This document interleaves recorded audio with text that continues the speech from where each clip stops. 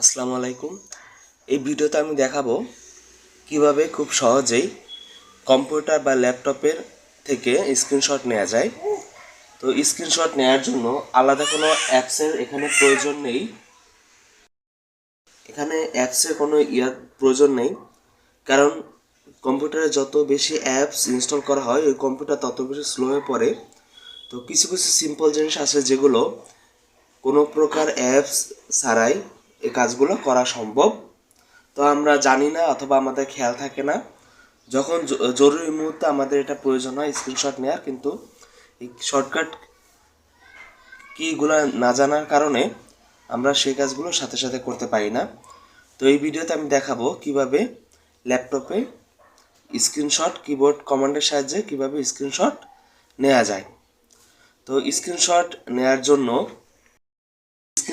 জন্য আমাদের কিবোর্ডে যেতে হবে। তো কিবোর্ডে প্রথমে এখানে আমাদের কিবোর্ডে উইন্ডোজকে টিপ দিয়ে ধরতে হবে। উইন্ডোজকে চিপ দিয়ে ধরে তারপর কিবোর্ডের শিফট বাটনে চাপ দিতে হবে। তারপর হচ্ছে এস বাটন, এই তিনটেই বাটন একটা একটা করে ধরে চাপ দিয়ে ধরতে হবে। তো এখানে দেখা গেল যে স্ক্রিনে একটা অংশ এসেছে, সেটা হচ্ছে draw A shape to create a screenshot. এটা আসার পরে আমরা কিবোর্ডে ওই তিনটা বাটন ছেড়ে দিব। তো ছেড়ে দেওয়ার পর আমরা দেখি যে এখানে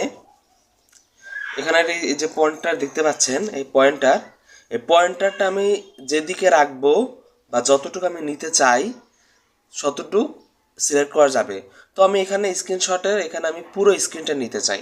তো পুরো স্ক্রিনটা নিতে হলে এখানে এই কোনায় এই কার্সরটা ধরে, এই যে কার্সর আছে এই বাম দিকে উপরে কোনায়, সেইখানে কার্সর ধরে আমি মাউসের বাম দিকে টিপ দিয়ে ধরবো।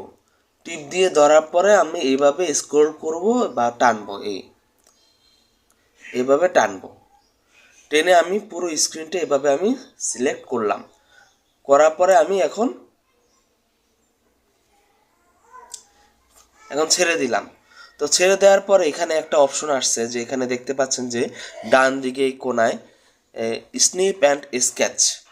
তো এর পাশে এই তিনটি ডটের একটা মেনু আছে, এবং এখানে পয়েন্টারটা ধরা এখানে লেখা আছে এসেছে সেটিংস। তো সেটিংসে এখানে আমি ক্লিক করব, বা এখানে এই পুরো স্ক্রিনে এখানে আমি ক্লিক করব। তো ক্লিক করার পর দেখি যে এখানে আমি যতটুকু আমি এখানে ক্রপ করেছি ততটুকু এখানে এসেছে। তো এটা আমাদের এখন সেভ করা দরকার। তো সেভ করার জন্য আমাদের এই সেভ অ্যাজ এই বাটনে ক্লিক করতে হবে। তো ক্লিক করার পরে এখানে একটা জিনিস আসলো, সেটা হচ্ছে আমি এই স্ক্রিনশটটি কোথায় সেভ রাখবো। তো এই স্ক্রিনশটটি আমরা ডেস্কটপে সেভ রাখবো, এবং এখানে একটা ফাইলের নাম দিতে হবে।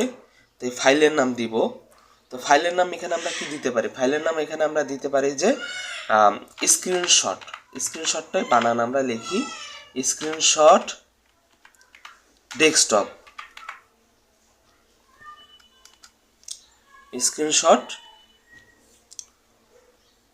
ডেস্কটপ লেখার পর আমরা এখানে সেভ দিলাম।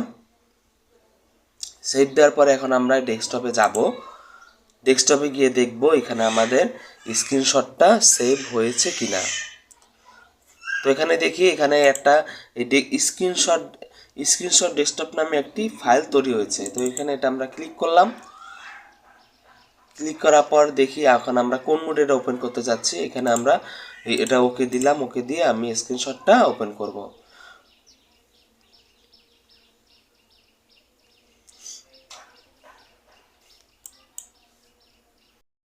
আমরা এখন এই স্ক্রিনশটটা ওপেন করার জন্য মাউসের ডান দিকে ক্লিক করে ওপেনে ক্লিক করব।